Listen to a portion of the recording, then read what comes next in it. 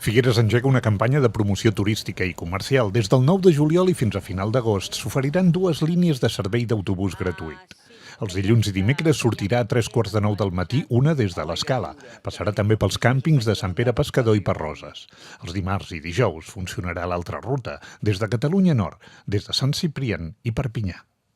Autobusos periòdics, gratuïts i dinamitzats. És important el valor afegit que puguin aportar en quant a informació aquests autobusos i, per tant, no volem només el mer factor de ser transportats per part del turista, sinó també que volem que siguin informats.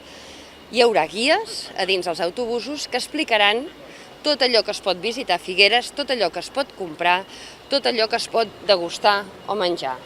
Aquests mateixos autobusos enllaçaran amb el castell de Sant Ferran abans de tornar al seu punt d'origen. Una última etapa d'aquests autobusos que a 3:15 de la tarda faran aquest salt cap al castell de Sant Ferran des d'aquest mateix aparcament que tenim aquí al costat, la plataforma d'aparcament d'autobusos. Els autobusos, degudament customitzats, ja seran en si un element promocional mòbil de la ciutat de Figueres.